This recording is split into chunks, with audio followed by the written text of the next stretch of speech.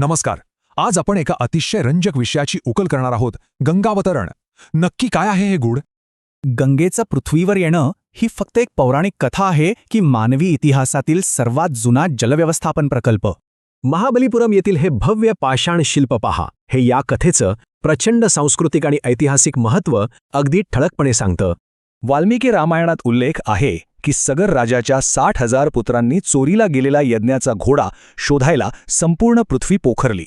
पाताळात ध्यानस्थ असलेल्या कपिल मुनींचा तपोभंग झाला आणि त्यांच्या एकाच हुंकाराने हे सर्व गर्विष्ठ राजपुत्र क्षणात भस्म झाले. आता या शापित आत्म्यांना मुक्ती कशी मिळणार?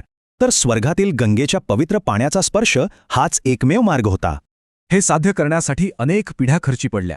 अंशुमान आणि दिलीप राजांनंतर अखेर राजा भगीरथाने ही महाकठीण जबाबदारी स्वीकारली. भगीरथाने गोकर्ण क्षेत्रात हजारो वर्षे भयंकर तपश्चर्या केली. तेव्हा कुठे ब्रह्मदेव प्रसन्न झाले आणि त्यांनी गंगेला पाठवण्याचा वर दिला. पण ब्रह्मदेवाने एक इशारा दिला. गंगेचा प्रचंड वेग पेलण्यासाठी भगवान शंकरांची मदत घेणं अत्यंत आवश्यक होतं. स्वर्गातून खाली कोसळताना गंगेला प्रचंड अहंकार झाला होता. शंकरालाच प्रवाहात ओढून नेण्याचा तिचा गर्विष्ठ विचार होता.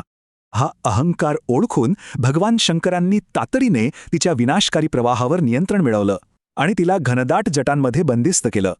तिथून पुढे गंगेचा प्रवास अत्यंत नियंत्रित होता.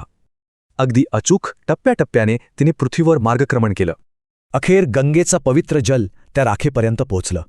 सगर पुत्रांना मुक्ती मिळाली आणि ही अद्भुत कथा पूर्णत्वास गेली. आता जरा विचार करूया.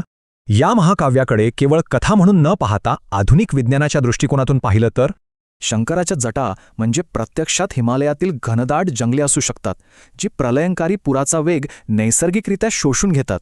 कमाल ना? म्हणजेच प्राचीन भारतीयांकडे प्रगत अभियांत्रिकी कौशल्य होतं आणि पर्यावरणाविषयी सखोल आदरही होता, हे यातून स्पष्ट दिसतं. त्यावेळची नगररचना बघा, अत्यंत विचारपूर्वक. मौल्यवान पाण्याच्या स्रोतांमध्ये सांडपाणी अजिबात मिसळणार नाही याची त्यांनी पूर्ण काळजी घेतली. पण दुर्दैवाने युरोपियन वसाहतवाद्यांच्या काळात या प्राचीन व्यवस्था मोडकळीस आल्या आणि सांडपाणी थेट नद्यांमध्ये सोडलं जाऊ लागलं. हा समतोल पुन्हा साधायचा असेल तर आज आपल्याला एकत्र येऊन नद्यांचं संरक्षण करणं अत्यंत गरजेचं आहे. जर प्राचीन काळात एवढे विशाल जलप्रकल्प उभे राहिले तर आज आपण नद्या किमान स्वच्छ तरी नाही का ठेवू शकत?